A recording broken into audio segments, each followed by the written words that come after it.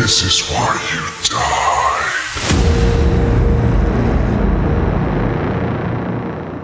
Hello, everyone, and welcome to another scintillating episode of This Is Why You Died, the horror podcast where the picks are random, the hosts are handsome, and there is a dedicated fandom. My name is Sir Ian Dangerous, aka your Uncle Frank, and joining me on this blood-curdling verbal battlefield of blood and brain matter are the loquacious Dan March of Madness and the lascivious Ryan Ross Live. Good evening, gentlemen. How are we doing today? Wow, that was incredible. Hello. What a flattering and eloquent intro today. You were going with the alliteration. You were rolling with it. Yeah, I really liked that one. I felt more welcomed. I felt very seen instead of put off the last time, like handsome. Thanks. Well, you're welcome, Thank you. Yes, one day we will get this. Dan's all fluffy. One day we will get this on video, and all of our dedicated fans will be able to see exactly how beautiful you boys are. But in the meantime, we have to check in. Boys. We have, so a little bit of behind the scenes. We have not done this show in a while. We had a very, very busy March, all of us. The last time we did this, I think we were right before the Oscars. So we are way behind. We have so much to catch up on. So I'm going to throw it to you boys. What have you been up to? What's new? What's going on? Dan, what you doing? I mean, we've finally hit some spring break, so the kids are, out of school, but it's been a really hectic time. I don't know what happened with February, March just kind of mushed into this one whole month, and I don't know, it just feels like time's flying by, but I think we needed the time away, but I don't even know what it was filled with. It just went by so quickly. So Honestly, it's been both a long time. It's felt like forever, and it's also oh my God, where did the time go? That's exactly right. Time definitely dilated. So wait a minute. So you did all these things, but yet you don't remember a single one of them? Okay, well, there was one thing that I could kind of go over roughly, I guess, is took my daughters to New York City for the first time. They hadn't been there before. They're young. That's a big one. Been there. I had been there in probably maybe a decade. Last time I was there is with my wife as well, but seeing New York through their eyes was just this whole other trip. That's what's really cool about being a parent is you get to kind of experience life all over again by watching how your kids react to the things that you did. So it was really neat. For instance, 20 years ago when Wicked first opened up on Broadway, I took a trip with my parents to New York and we saw it for the first time with the original cast. Oh, you lucky bastard. Yeah, I still love that. It's still one of my greatest theatrical experiences. But 20 years later, now we're taking our kids to the same show, same theater that I was in. And it's really cool because they had already seen the movie, so they knew the story and were really getting into it. But to see them react to live theater as opposed to a movie, it's on another level. Theater is just so different when it comes to how it kind of locks you in compared to what we do at home now, where it's you can just stream, but you're also flicking through your phone. Theater just forces you to kind of be in that moment, and it was super moving. That's the third time I've seen Wicked, and I was just blown away, and just seeing my girls see that it was great. Were they freaking out when you get to the second half of it and they're like, wait, this wasn't in the movie? It was hard for them to understand, and then of course they haven't seen The Wizard of Oz yet, so with all those references in the second half, it's they're like, what's this? So it's it was funny, a couple nights in a row in our hotel room, I went through story time for 30 minutes where I was okay, well, it all started with Dorothy, but then it was this, and then I connected Wicked with and I was confusing myself. I was but wait, who's this? And then this is the Tin Man was here, but it was really fun for them to You couldn't just show them Wizard of Oz? Well, we will. I think we will now, but it's we experience Wicked in theaters, and so they know the Wicked Witch is being good. So to see the Wicked Witch is being bad now is just very they're wait, it's very hard for them to understand what's going on. The nuance of social tendencies. Exactly, yeah. But seeing it seeing the second half again, I was like, I can't wait to watch this movie that's coming out later, because I'm like, I just can't. I'm just imagining what they probably did for the film version of it. So it's really dark. It's a dark, like it tiptoes into horror in a lot of that part. I can't imagine how it would be to try to describe to young kids the fact that this is the late 2000s and we now need to make all of our bad guys good guys for some freaking reason. yeah. Take all of our bad guys and make movies about how subversive. they were misunderstood all along. They're not really bad. Yeah. Ridiculous. I have to ask. I have to let my theater kid flag wave. Did you go to Ellen Stardust Diner? No, we didn't make it there. I wanted to take them there, but we had family was also in town, so we spent a day like with them. So we were kind of just like rushing to get ready and get out the door to make it in time. So we did not get to go there, because I've heard that the wait staff sings and stuff too. Wait, have you never been? I've heard of it. I've never been. Oh my God. There's an Italian restaurant here in LA that's very similar to that. Wait, really? Yeah. What's it called? It's like off in Burbank. It's like right near Universal. It's called, I don't know. Someone write in who's ever listened to this, but it's an Italian. You're blue balling them. I will find it for you, Ryan. When I'll look it up. When we're Ian, are you familiar movie. with Ellen's? No. Okay, well, so then last time I was in New York, I went to Jekyll and Hyde's Diner back when that was a thing. I'll soapbox for just a minute on Ellen Stardust Diner. Ellen Stardust Diner is a overpriced diner in the depths of New York, but the attraction of it is, and what's really cool, I think it's one of those things that like you go for the experience and you go once when you visit and maybe once again in a blue moon, because it is expensive. But all of the wait staff are like off-Broadway actors and actresses that are in between gigs. And so the whole shtick is that the diner pays for their acting and music classes and stuff, and allows them flexibility to go to auditions, and they all cover for each other so that they can like try and make it on Broadway. But then the trade-off is that part of the gag of the diner is that they have like runways built in between the booths and stuff, and all of the waiters and waitresses will do full-blown Broadway production songs in between serving food and taking orders. And they're all, or at least like 95% of them are really, really talented, and they'll harmonize with each other, and they've got spotlights and disco balls and fans, and they do all these crazy fun effects while you're eating. They've arranged the whole diner so that it all kind of focuses into the center, and they have like a upper ring on the second floor. It's super fun to go and do if you're ever in New York and you're into musical theater and stuff. I wonder, we tried to make it there, just time did not allow it, but that's a brilliant idea. And I just for so that at least they're not starving theater kids, they're just theater kids that are around other theater kids and honing their craft at all times. It's super cool. So wait, hold on a second. Ryan, I looked it up. Michelli's. Michelli's. Yes, Michelli's. They do. I know Michelli's. I've been by there. I just never been inside. I had no idea it was like a theater place. Yeah. All right, but it's not as much. But they sing, they serenade Italian. Okay. Check it out. Okay. It's like the gondolas in Venice. You have a guy who comes up to your table and goes, like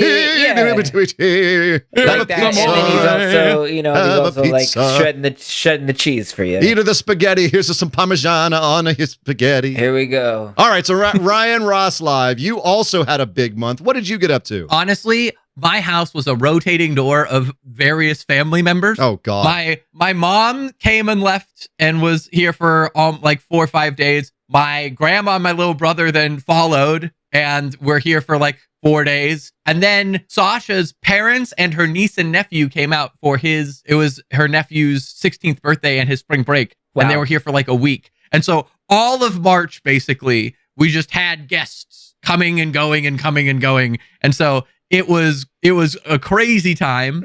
And then now Sasha's actually in Germany chaperoning a school trip. They're going on like a history trip, and she's gone for like 10 days. So it's just been a whirlwind over here. It sounds like a a fun whirlwind, but also that much family I know can be very tiring. It was great to see everybody, but I'm You need a vacation. no guests till at least June. Although I do have a fun little thing for you guys Uh-oh. in terms of He's going to the computer. our good friend Safune wrote in with another question. Safune. I'm scared. If we are down to feel the question before we get into the movie today. Okay, well, let's get Safune's question in, and then we got to get to our horror movie of the week here. So, Safune, what do you have to say? So this one's more tame in terms of language than the last one. It says, whether it's Parasite, Get Out, The Substance, there seems to be a premium on the horror of the disenfranchised. While political messaging has been part of the genre from its inception, recent movies feel specifically focused on marginalized groups as a major component to the central plot. Do you think this is a byproduct of our collective awareness being much more recently politically minded? Or has it always been like this and we only appreciate it now? I'm jumping on this right off the bat. Yeah, I'm jumping go on this for right it. off Go the for bat. it, Ian, go. Horror is one of the most reactive genres in film history, in literary history. It's dealing with whatever is immediate and is going to translate to whatever people are feeling right now. And you can actually trace a lot of social feelings and fears, the zeitgeist, based on the horror that's coming out of whatever culture is creating it at the time. And there's certainly been the horror of the disenfranchised before, but he's completely right. We're seeing a lot of that right now.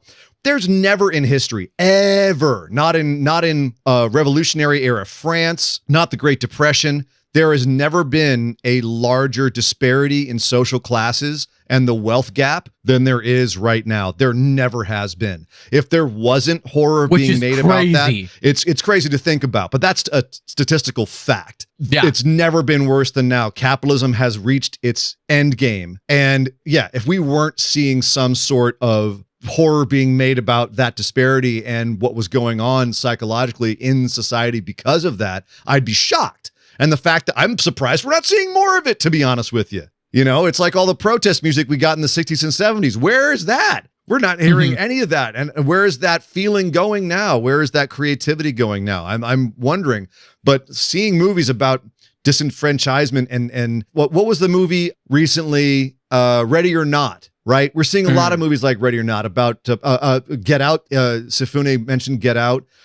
We can go down a whole list of them. The whole Purge series, for God's sake. Yeah, very political. There's a ton of them that we could go and brainstorm on and find. Yeah, no, they're everywhere. And so I think that question, it's a very good, apt question because that wealth gap is just so apparent and is just so huge in everyone's life right now. So that's your answer, Safune. Thank you for another fantastic question. Dan Ryan, did you want to pile on, or was that sufficient? All I want to say, what I was thinking was that everything is cyclical. It's all a pendulum. And, I think you're noticing it right now. Yes, there is a lot of horror that's taking on and focusing on the disenfranchised, but you could go back to the 80s and a movie that they actually just remade this year or last year, Street Trash, which basically is focusing on the homeless population being the horror that's coming up and taking over the city. So I think that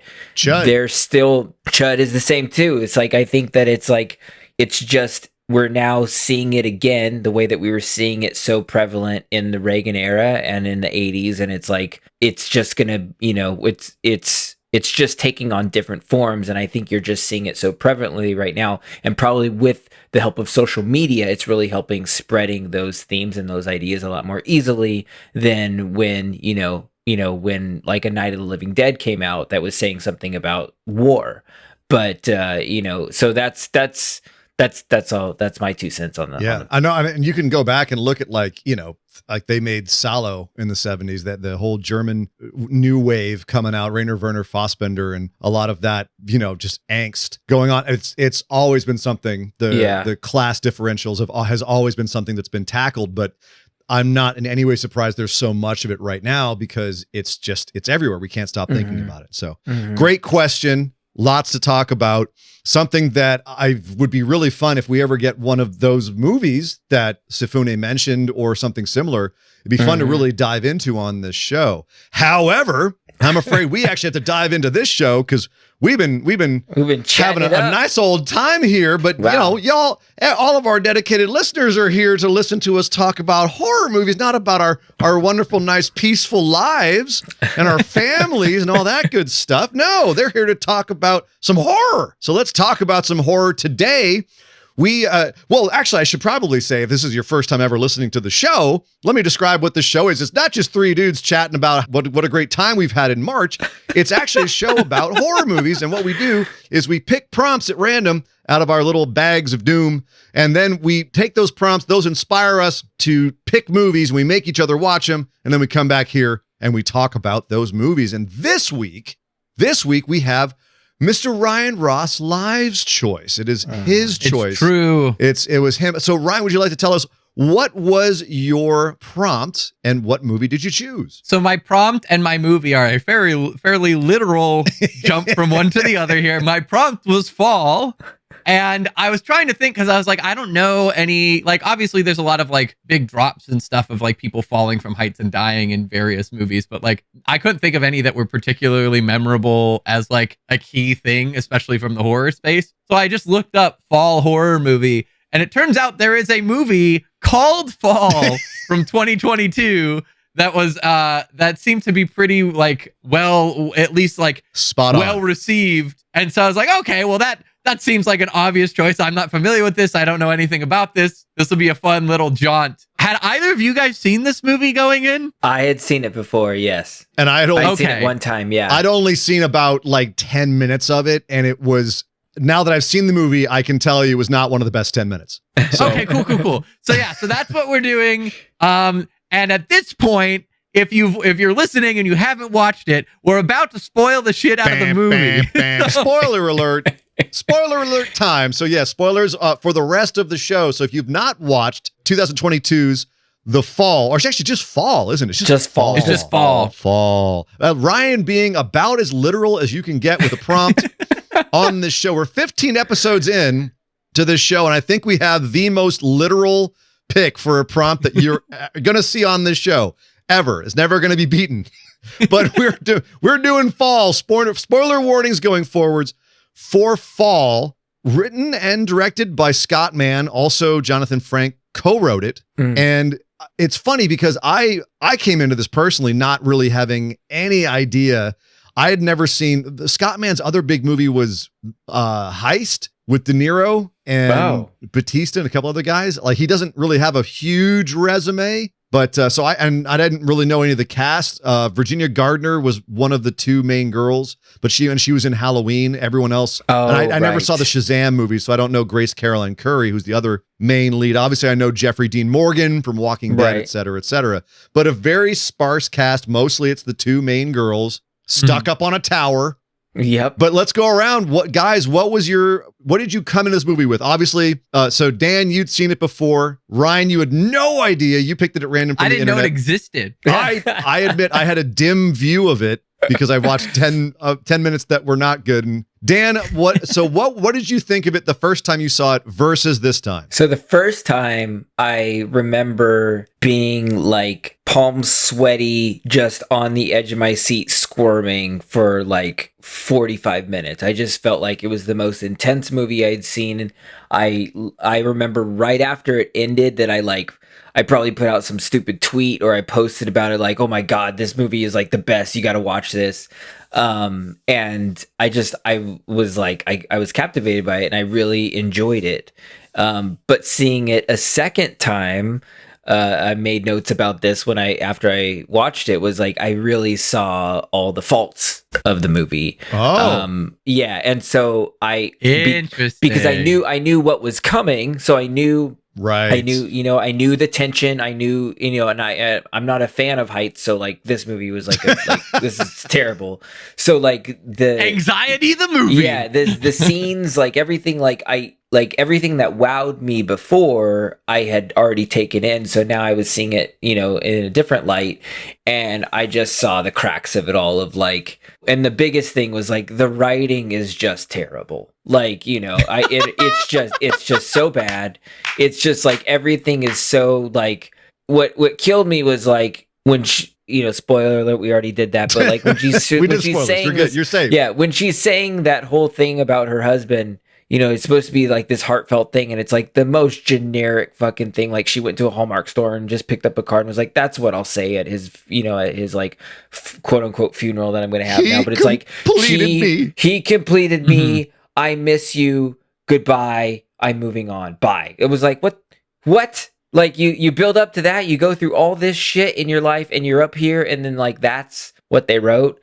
And so and especially the first 10 minutes, which is probably what you were like, oh God, I can't get this movie. You really see, like, I must have been very forgiving when I was watching this movie, knowing like what was to come, because I had heard how tense the movie was. So because the first 15 minutes are just like so, there's the fun, there's the action scene that kind of kicks off the what happened to the girl, but like right Action after in quotation marks. Yeah. yeah, her like the way that she's stereotypically like drinking at a bar by herself with a bottle of whiskey. I was like, could you like Oh my God. did you like that's the laziest thing in the world. Like I'm you're so just mad. so lazy. No, I have to bust in right now. I'm Go so for it. mad. I'm so mad. Every time a movie does this, when someone's drinking at a bar and the bartender has left the bottle in front of them to drink with, God damn it. This is not the Wild West. That does not happen.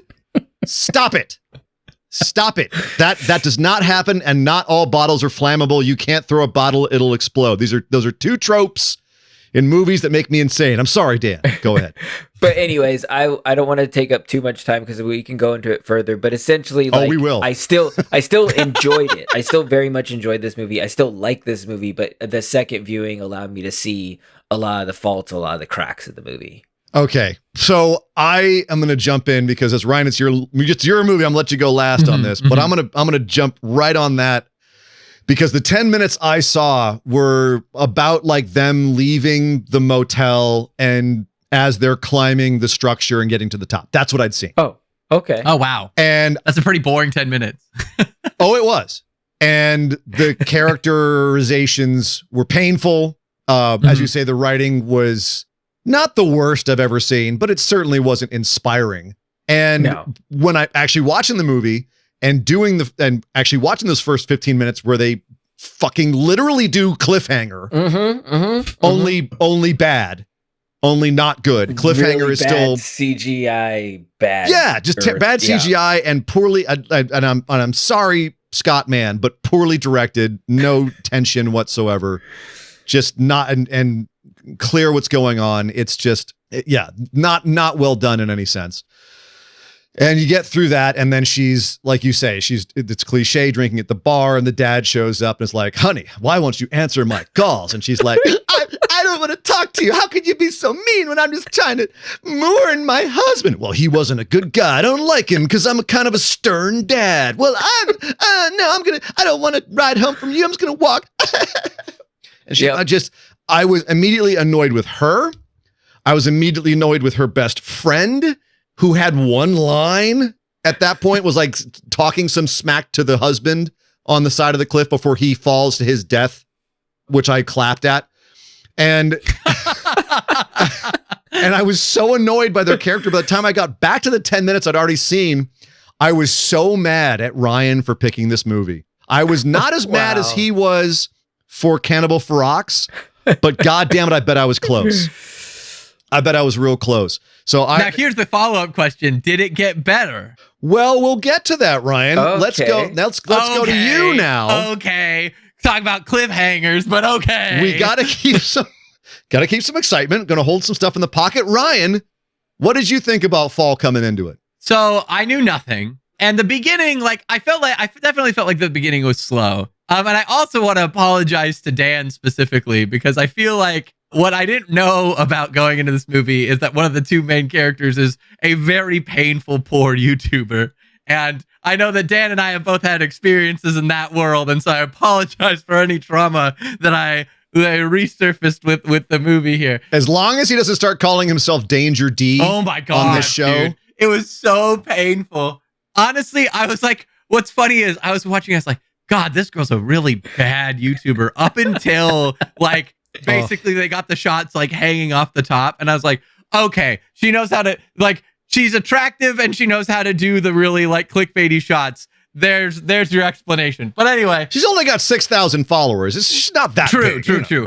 Honestly, though, like I'm conflicted about this movie because on the one hand, yeah, I'm conflicted Ooh. because as I was watching, my score kept oscillating because on the on the one hand, they're like to Dan's point, I think the movie's entertaining. It was fun to watch. It was definitely like the anxiety is up.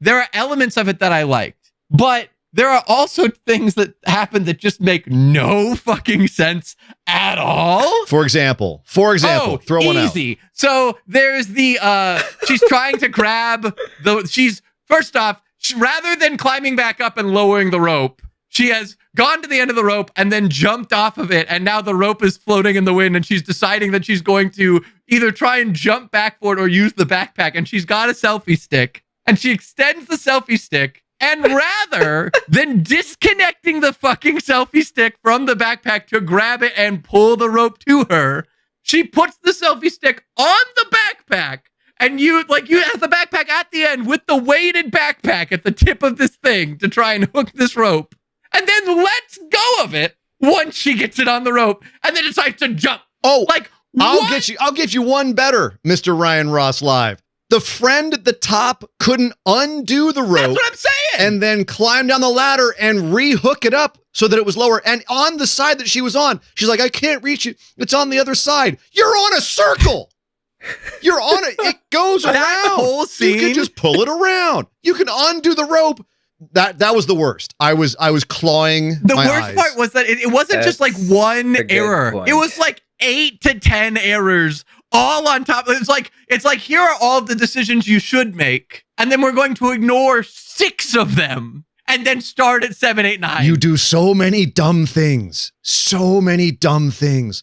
I mean, climbing up to the top of the tower was the least dumb Oh my thing god. It was we did for the first hour. It was so like that was infuriating. But like the thing is like, yeah, the writing wasn't great, but like the moments were still interesting. And like the to Dan's point, like the anxiety was very high. And so like, I don't know, my score kept oscillating. I was like, well, it's like, this is fun. I'm enjoying it. And then like, God, what the fuck was that? Okay, so let's take a step back here. Let's take a step back here before we get to the second half of the movie and like where we all landed with it. I want to talk about how it was actually made, because here it was shot in IMAX. And I have to did not say, know that. I almost kind of wish I had seen it in IMAX. Because if there's one thing I feel like this movie had going for it, it's that they actually did shoot this on an actual tower. Now, not a tower that was 2,000 feet in the air like they had in this, but they did put a 100-foot tall tower on top of a mountain and shoot it on that, so they could get those long shots looking into the desert with the girls on top. The girls were actually up there, no stunt doubles. They did their own stunts. That's all very impressive, and it made for some really cool shots. The atmosphere was very good. Oh yeah, atmosphere was great. There was quite a few times where I was like, well, that's green screen. That's green screen. That's, they had an extension on the bottom there, whatever.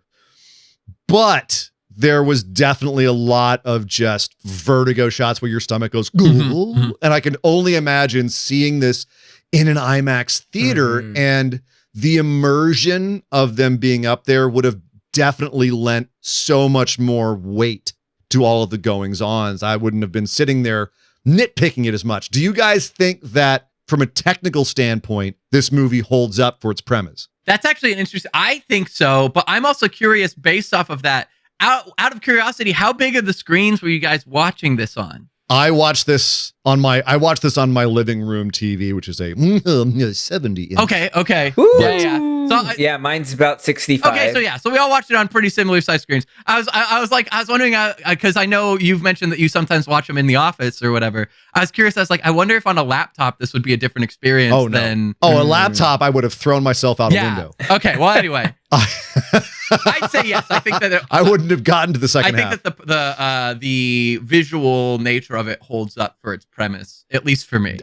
Dan, when you first watched it, you said you had like you were sweating. It really got to I you. was sweating. I anything that I had not seen any of these faults, even the faults that you're bringing up now, that I'm now just like, oh, that is a good point. Because I you were didn't see immersed. any of that because Yeah. I was very much immersed in it. I was set because I had heard how scary it was just because of the situation and watching it. People were having very visceral reactions to watching the movie. So when I had heard it was available to watch, I was like, oh, I'm renting this. I'm watching this. I want to see it. And so I was very much into it. But that's still kind of like how I felt this time. There was moments where I was still kind of rubbing my hands are sweating, my palms. I was like, and one thing, a big thing that I forgot this time was like, I kept asking, I was like, this is very much just a thriller. It's very much just a thriller. Like, where's the horror aspect? And I had forgotten that, like, within the last 20 minutes, there's some very much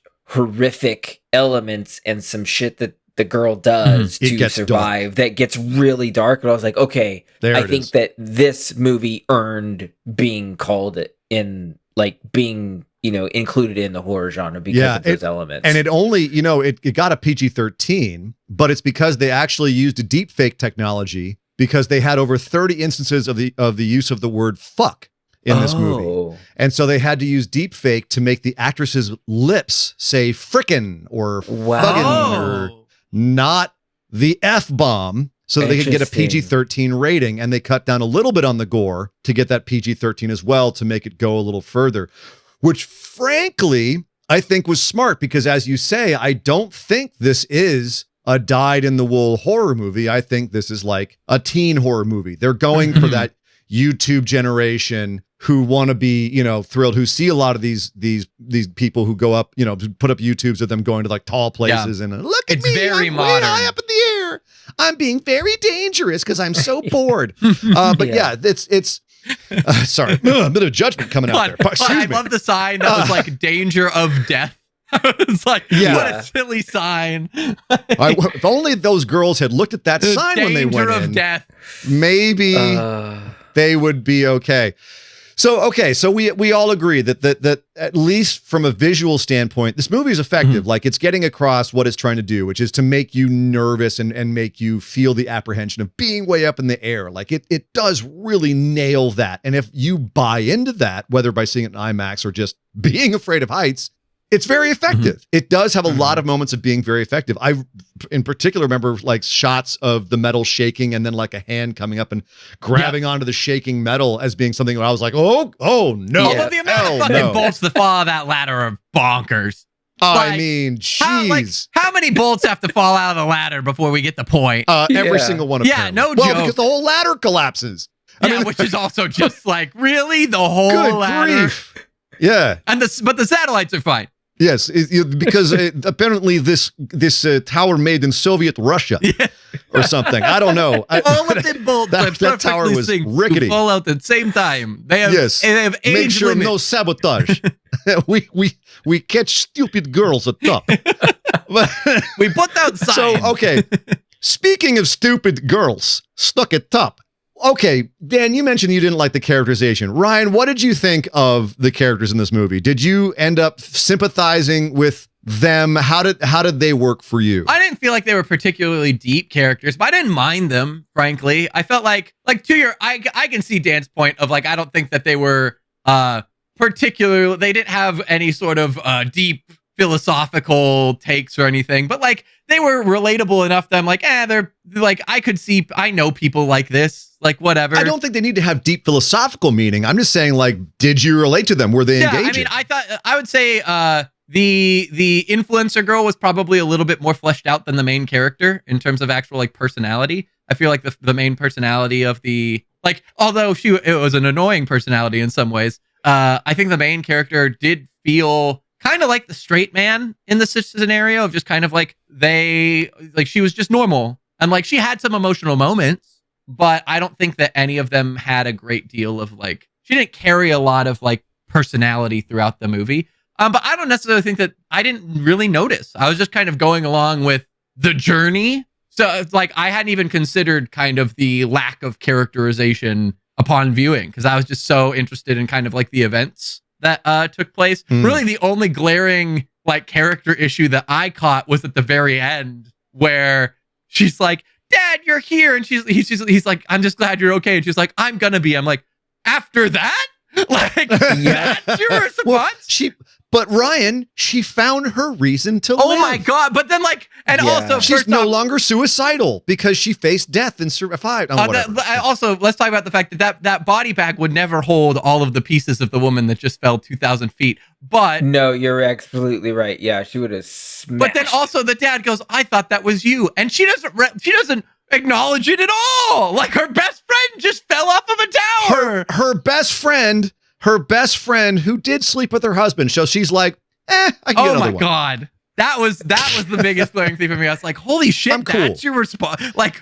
that writing was glaring. Well, I didn't nitpick that one as much because I'm like, she's processed that. Like she tossed her friend off. She said goodbye to her friend when she stuffed her was shoe in her hallucinating. friend's open stomach. How is she processing when she's hallucinating? She was still there for a day and a half. Because she's still traumatized. All the stuff going like, dude, you're Then you not. can't process She it. will It's the feel it later. only It can't way- be it was both. the She will only way feel that it she later. could get through that. It was the That's only way true. that she But could get that's through the that. thing is like, she's like, I'm going to be okay. No, you're not. You've got all this shit Yeah, to oh, deal no. with No, later. No. I completely agree. That Yeah. ending was terrible. Like, and even like the dad just saying like, "Let's go home." Yeah. Like, Like you're just going to walk you're the away one from that the called police. the friend Yeah. to get her to bring her to the thing. Like, it's Yeah. you Right. who set it off. And the Dad. police in Great the hospital, point. the police kind of got her the killed. police and the ambulance are just gonna let them fucking go. Like, Oh, he let her you're in. trespassing. Your friends, you like, we got a dead body. Go ahead, go home. You've been through The enough. cops are like, the dad gets there, he drives in, they're like, "Sir, you can't park here," and he just doesn't say anything. He just gets out of the car and walks towards her, and they're like, "Okay, Let's go home. Yeah. Oh my oh, god. so let's go home, honey. Sorry Yeah, about your that friend. was- I'm sorry I called her, but whatever." They are actually planning 2 sequels to this. They No have 2 way. sequels lined up. How? Yes, About the How? tower or about the characters? what do you mean? They like it's like Taken 2. They just take her They again. just go on a new. Yeah. You know, there's she's another gonna- tower. She's got to She's fall again. she's gonna fall somewhere else. You know, Oh my it's gonna start with God. her at a bar. Mourning the best friend. Finally, like the feeling of her friends splattering all over the ground is going to have caught up with her. She'll be drinking another bottle that the bartender's left for her on the and damn then her counter. high school boyfriend Oh my, turns it's out gonna she be a slept. He terrible slept with movie. her too. Oh my god. Oh, jeez. No. She slept with her dad. Of course. That's the next twist. Oh no! That's why the dad Oh called my her. He God. didn't call her. He Oh, just no. rolled over and told her, "Hey, go get her." Oh no! Oh my god. Yeah, honestly, Oh my- I will say though, I did like the twist of like the reveal. Yes. That's what I wanted That to ask was- you. Did it I get to you did guys? like did that. you? Okay. Did it get you? So hold on. We have bitched about this movie quite a bit already, but I'm going to go full disclosure first here. I was so mad the first half of this movie. I hated these characters. I did not like the movie. I didn't like the writing. It didn't in any way sell me on any of it. Like I had a couple of moments of being like, yeah, tension, but I was suffering through this movie. And then somewhere in the second half, it got good. Let's go. It got me into it. I was like, okay, this is getting better. Like it's getting more, like a little more hardcore. The acting's getting better. The girls are getting more like into this, and I'm feeling that it's more genuine. Their connection feels like it's real. And then the moment when she says, "I bled out. I don't have a shoe. There's no shoe," and she's like, "What?" And I went, "What?" Because Yeah. up until that point, my biggest beef was I knew every single fucking thing that was going to happen in this movie from a half an hour before. Mhm. Mhm. I could see it a mile away. And there were still things after that. I'm like, she's going to climb up. She's going to do this. I was seeing everything. And climb up and use the light to charge your stupid drone and all the rest of it. I think that's the problem with movies like this that have such a small world, Mhm. if you will. There's only so many things you can do, right? So there's only so many things you could possibly do. So you can kind of foresee everything that's going to Yeah. happen. I knew that the friend had slept with the husband from the second she and the husband exchanged glances, right? Like it was just, wait, come on, get it out, get it over with. Let's move on. I was bored to tears. But the second that she goes, "Nope, I don't exist anymore. I'm really down there being eaten alive by vultures 50 feet below you. And I have been because you've dissociated. and you didn't want to realize that was true. It was such a clean break that they had not foreshadowed in any way. The only like slightly thing that they'd done is had her pilot the drone instead of her friend.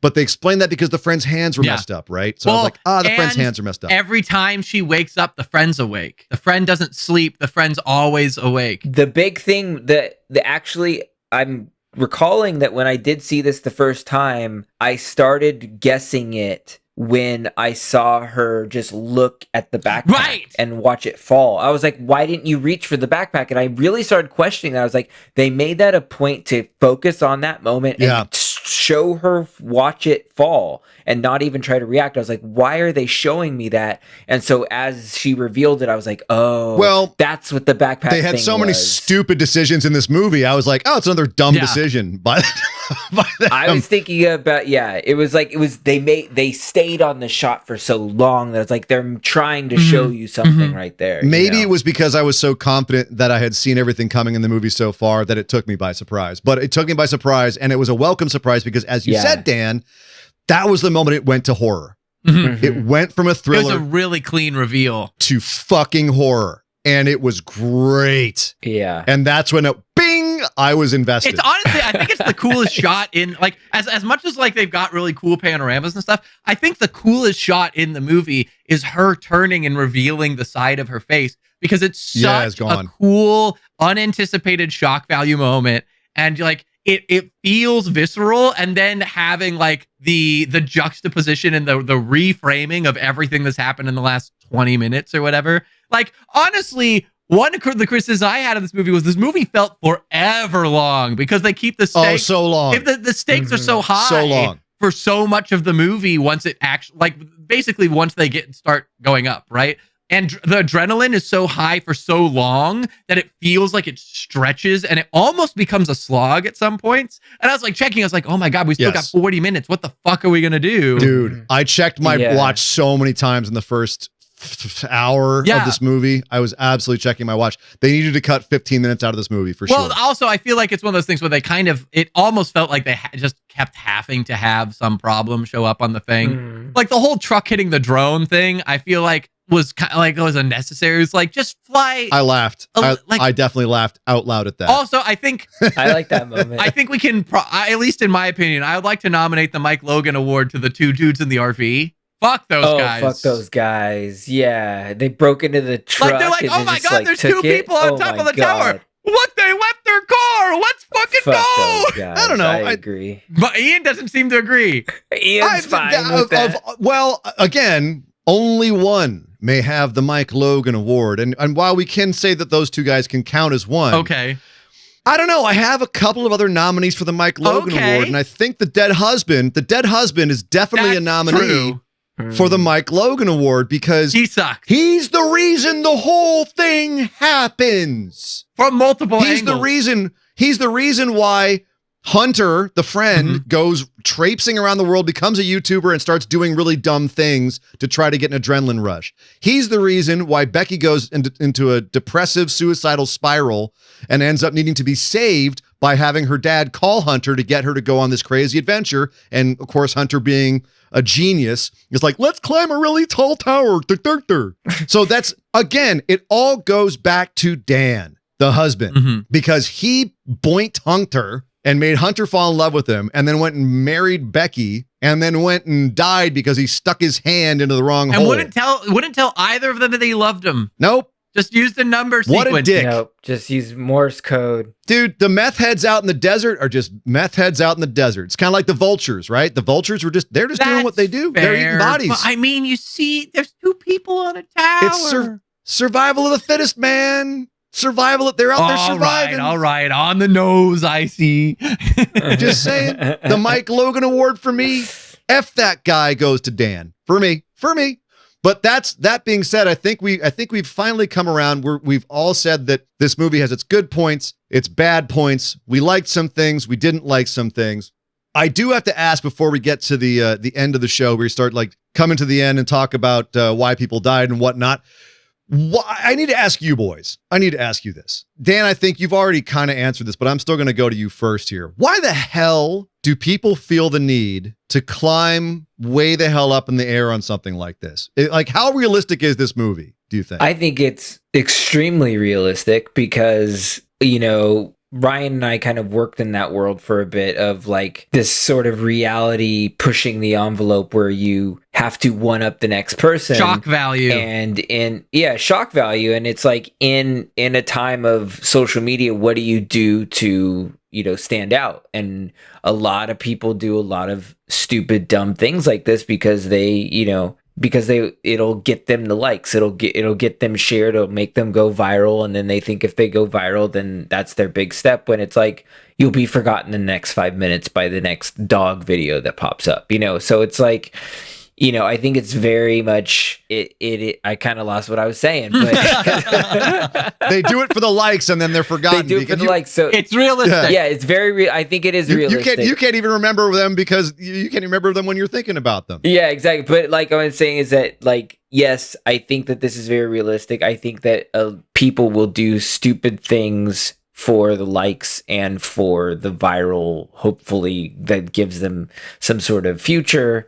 But, they're more risking their life than actually getting that future that they think they'll get. And also, the people that go up there and fall and die, no one remembers them. Here's the other thing, too. I need to actually do like a PSA associated with this movie of like, if you are a listener to this show and you are somebody who is, whether you're an adrenaline junkie, whether you're an outdoorsman, whatever it is, if you are going out to some remote location, abandoned, in the wilderness, whatever, the key thing that you need to do before you leave is you need to let other people know where you're going, and you need to let them know when you plan to be back. Doing that thing, just that, saves lives, allows for rescues, prevents entire movies like this from happening. And why would you not tell anyone where you're going? Why? Why are you hiding? Aaron Ralston. Oh my God, just tell people. So there's my PSA. I have don't be dumb. It's so true. How many movies, like I said, Aaron Ralston, 127 hours, right? How many movies do we have about people who don't tell anyone where they're going, and next thing they know, they're like, how do I get someone to know where I am? Which leads us into our next section. This is why you died. What the show is named after. People doing dumb things in horror movies that get them killed. So Ryan, is that your this is why you died moment, that they didn't let anyone know where they were going, or do you have another one? I was gonna go with the backpack. But yeah, now that I think about it, just tell people where the fuck you're going. It's so simple. Pretty good. You fired That's up. pretty It's good. important. Wow. He's mad. It is. I agree. I spent a lot of time in the mountains. I've gone on a lot of hikes and a lot of backpacking trips into the wilderness. All you have to do is tell someone. It's very simple. I'm with you. I have too. A lot of hiking trips, camping trips, skydiving, riverboat rafting, like all kinds of. I'm not like an adrenaline junkie like this, but I've definitely done a lot of probably technically dumb things. I've just done them smart. That's the difference. That's all you got to do. Dan, March of Madness. Tell us why someone died in this movie. All right, this is gonna go into one of the most poorly written lines of the movie. Oh no! But it goes into probably why they died too. But what I love this exchange. It had me laugh so hard on the second viewing when she says, "Can you call emergency services?" "No, but I have 6,000 followers." Yeah, right. Oh my God. Line. I died. You what? I flippin' died. I was like, oh my God, that is such like a Gen Z, like that's like the, not Gen Z, but like, that's such the new millennial thing to think of. Like, you know what? I'm not going to call the cops. I'm going to reach out to these unknown people that like when I cook shit, it's crazy. That line made me laugh so hard. Can we go one step beyond that too, of the fact that it's like, she's like, oh, I've got 6,000 followers, whatever. And she tweets this photo of a dying coyote eating by vultures and like makes a joke about it. And then she goes like, on top of tower, help, call 911. And I was just thinking like, even if this gets said, Who's gonna believe like that? even if You get like people are gonna roasted be like, rest of your life. Ha, ha, very funny. Look at her out in the like farming clickbait. Like, send a text to 911. Don't tweet. Yeah. That's what I'm saying is that she died because she decided to try to reach out to her followers instead of reaching out to the cops. Don't trust your followers. They're just going to flame war you. Exactly. They'll burn you down. Well, I'm going to give my This Is Why You Died award to the vulture. Mm. The vulture that flew too close to the tower when she was faking death because he smelled that sweet, sweet rotten leg meat. And that vulture died because he'd never seen Conan the Barbarian. John Milius, Conan the Barbarian. He never watched that movie, and that is why he died. Oh, yes. Because if Wow. he'd seen that movie, he would know that in one of these movies where someone is dying of exposure and you get too close to them and you're a vulture, they're going to use you for food. Mhm. Just like Conan did to the vulture in that movie, because he figured out the riddle of steel. And apparently, in this movie, so did Becky. You heard it here first. Wow. Ian Dangerous believes that every vulture should watch Conan the Barbarian. Required viewing for It vultures. should be. It's a warning. Don't mess with Arnold Schwarzenegger when he's crucified. The will of the human is stronger than the steel of a sword. That's Wow. the riddle of steel. Oh, man. Steel is weak, boy. Flesh is stronger. That was a good line. Oh, one other thing I wanted to catch before we wrap up from the movie. Did anyone catch the dream sequence before it was a dream sequence of her being hunted by the vultures in the dark and the friend being gone? I didn't really catch it was a dream sequence until the wake up. I thought it was too dumb to be real, and then I was relieved when it was. Okay, cool. Because so I didn't obviously it's only now in recontextualization that I realized that the them eating the vultures in the dream and her being alone on the tower is actually the reality, and that's foreshadowing that thing. But I did catch it was a dream sequence specifically because of the fact that the light wasn't blinking. The fact that it was completely dark in that scene Mhm. and the vultures were coming out of the night. I was like, why isn't the light blinking? And I was like, oh, she's interesting. dreaming.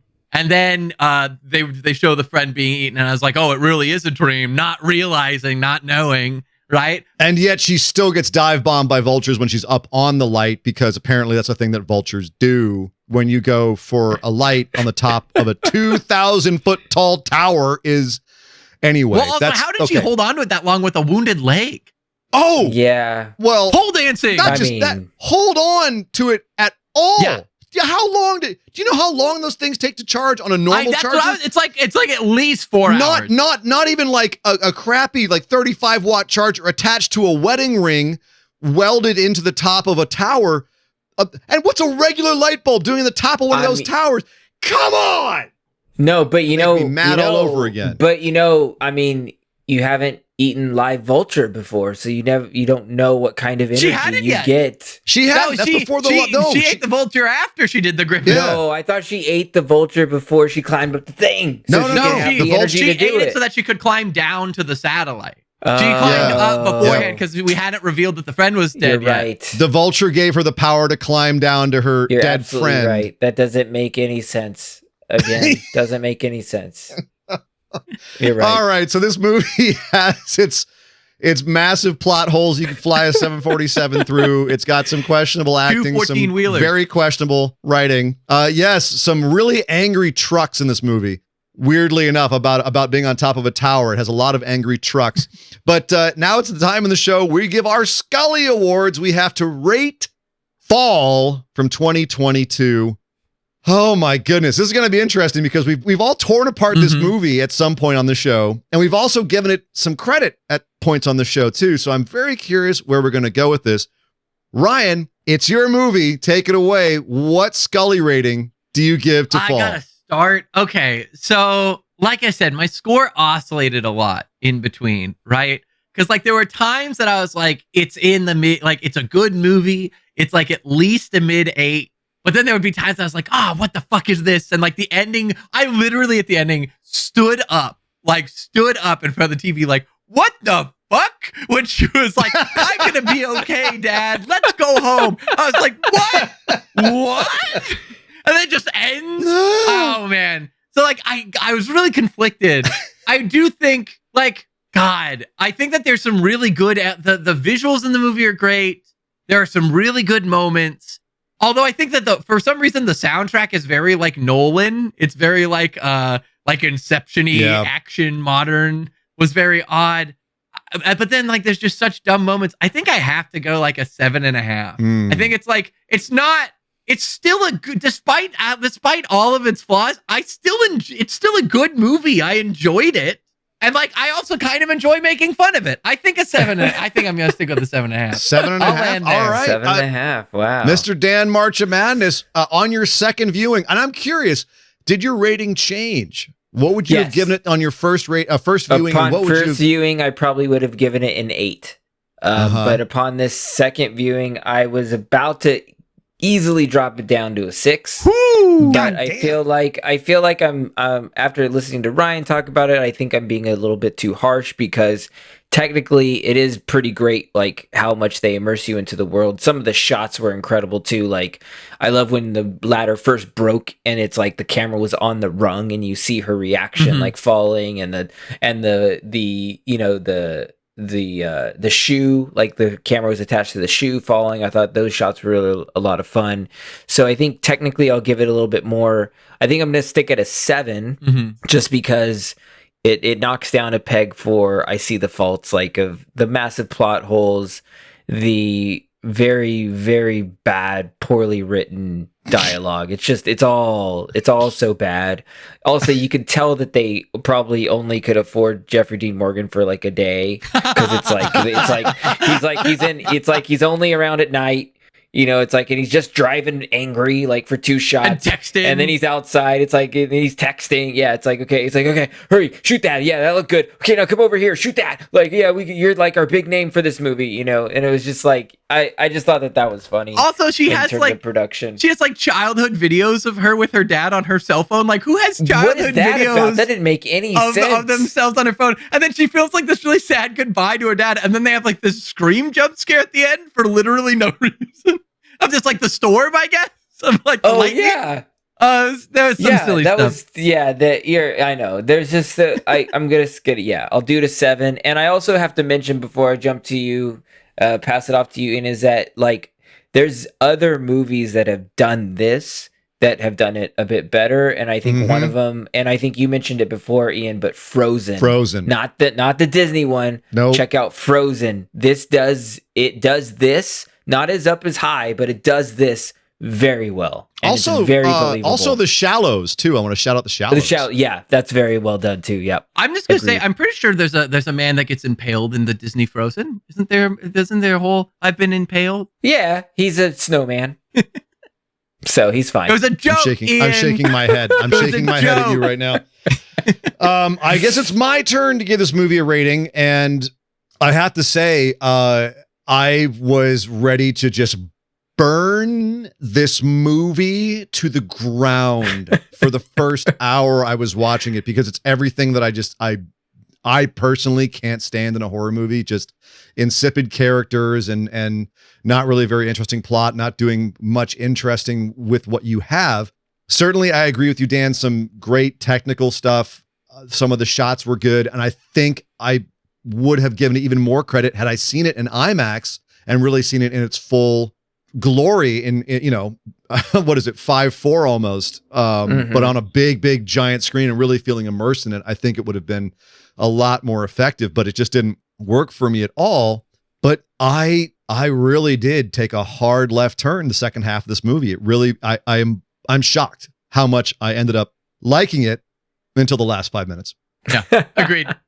But I stood up and applauded at the twist. The twist absolutely brought me back into this movie, and I went, okay, all right, y'all are doing something here. And then it got horror, and we had some really dark shit at the top of that tower. And I was very impressed with the fact that they took a long time, but they turned that ship into some really good stuff. And so I raised my score from what was going to be a 5, and I raised it to a 7.